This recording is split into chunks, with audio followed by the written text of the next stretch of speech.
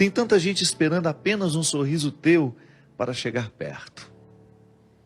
Quando nos trancamos na tristeza, nem nós mesmos nos suportamos. Ficamos horríveis. O mau humor vai comendo o nosso fígado até a boca ficar amarga. Recomeçar. Hoje é um bom dia para começar novos desafios. Onde você quer chegar? Ir alto? Sonhe alto. Queira o melhor do melhor. Queira coisas boas para a vida. Pensando assim, trazemos para nós aquilo que desejamos. Se pensamos pequeno, coisas pequenas teremos. Já se desejamos fortemente o melhor e principalmente lutarmos pelo melhor, o melhor vai se instalar na nossa vida. E é hoje o dia da faxina mental. Joga fora tudo que te prende ao passado, ao mundinho de coisas tristes, fotos, peças de roupa, papel de bala, ingressos de cinema, bilhetes de viagens e toda aquela tranqueira que guardamos quando nos julgamos apaixonados. Jogue tudo fora, mas principalmente esvazie seu coração. Fique pronto para a vida, para encontrar de novo o amor. Lembre-se, somos apaixonáveis. Somos sempre capazes de amar e ser amados. Amar muitas vezes, muitas pessoas. Afinal de contas, nós somos o amor. Porque sou do tamanho daquilo que vejo e não do tamanho da minha altura. É com muita alegria e com esse poema, que eu não sei, na verdade não é um poema, um texto, encontrei na internet outro dia, achei muito simples, mas ele tão direto, tão capaz de realmente nos dizer coisas simples, que às vezes nós já estamos até acostumados a ouvir.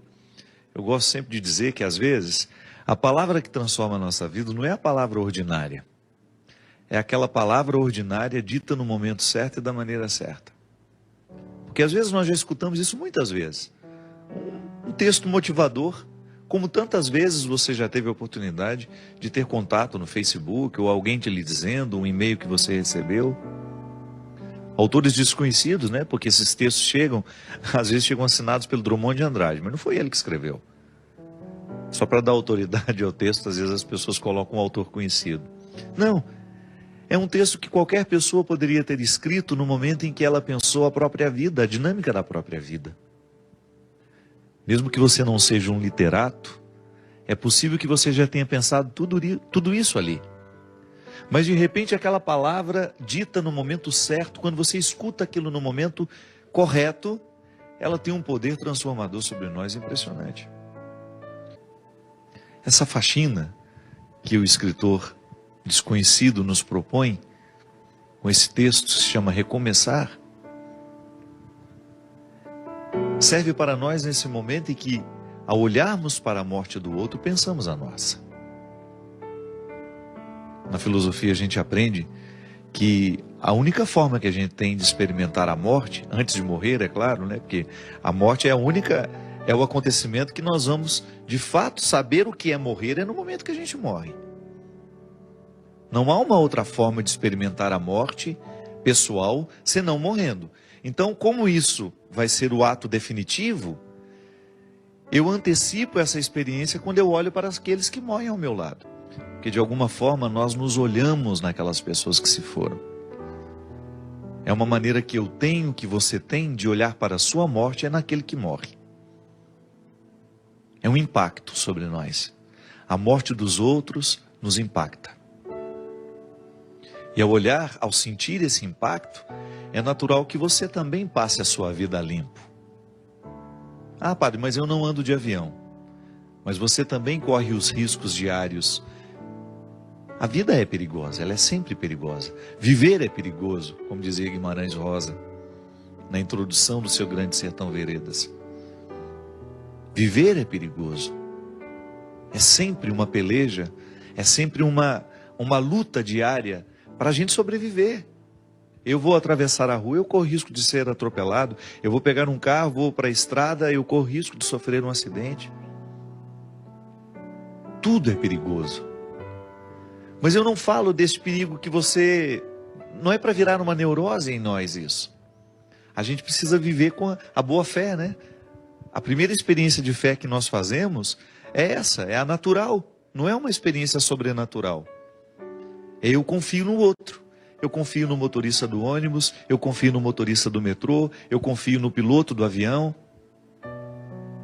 eu confio no padeiro, não é? Porque em nenhum momento você vai comprar um pão desconfiando que ele colocou um veneno no pão, que ele envenenou aquela massa e que ele quer matar todo mundo naquele dia. Nós confiamos nas pessoas. Você abre um pote de doce, você come, não passa pela sua cabeça a possibilidade daquele doce estar envenenado. Faz parte da boa fé. É a fé mais natural que nós experimentamos na vida, que é aquela que lhe dá condições de sair na direção do colo da sua mãe, quando você ainda não sabe andar, e dar os primeiros passos. Essa fé que nos encaminha e que nos faz viver a vida sem neurose. Claro, tem gente que precisa até se tratar, né? Há um determinado momento da vida que tem tanto medo de morrer. Geralmente quando a gente está vivendo um momento muito bom da vida, as pessoas costumam desenvolver essa fobia, o medo da morte. Então depois precisa administrar até com medicamentos, para voltar a viver com naturalidade. Mas essa faxina, ela ultrapassa essas realidades cotidianas. Ela entra lá no mais profundo do sentido da nossa vida. É lá onde a gente precisa retirar os excessos, para que a gente tenha condições de extrair o que realmente importa. Porque todos nós queremos ser felizes. Às vezes não somos felizes é por causa das escolhas erradas que a gente faz. E quando eu falo de felicidade, eu não estou falando de ausência de problemas. Essa é utópica, essa não existe. Eu estou falando da possibilidade de nós vivermos confortáveis em nós. De você olhar para a vida que você está vivendo e você ficar satisfeito com o resultado que você está tendo. Isso é possível. A nossa vocação é essa. Não é ter uma vida extraordinária. Porque às vezes a gente olha para as pessoas famosas, né? A gente fala, nossa, que vida extraordinária deve ter aquela pessoa. Nada. Quando ela chega em casa, quando ela está a sós com ela, com as pessoas que fazem parte do mundo dela, aquilo é absolutamente ordinário como a vida de todo mundo. Os palcos não são eternos.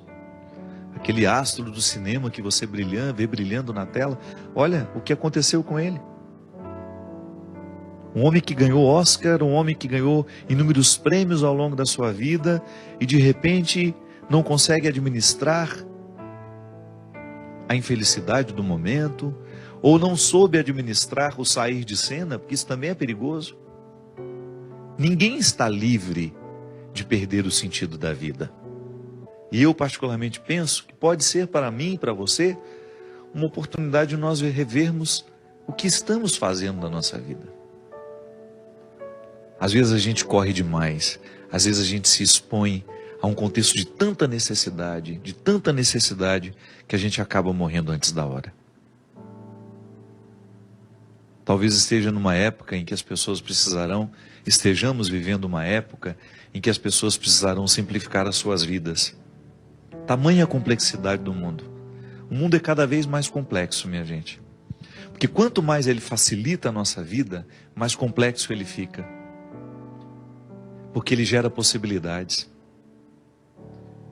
Um mundo que oferece muitas possibilidades ao ser humano, de deslocamento, possibilidades de conhecimento, de entretenimento, ele vai ficando cada vez mais complexo. Não é um mundo simples que nós tínhamos há 100 anos atrás, onde você tinha, para fazer uma viagem para chegar na Europa, você levava 10, 12 dias de navio.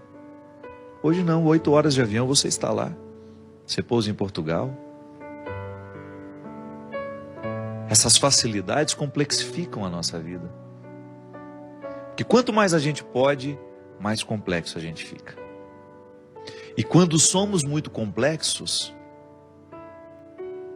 a gente se perde no contexto das escolhas, a gente tem dificuldade de encontrar o que é essencial. Porque aquele que pode muito, ele corre o sério risco de não escolher o que ele realmente precisa.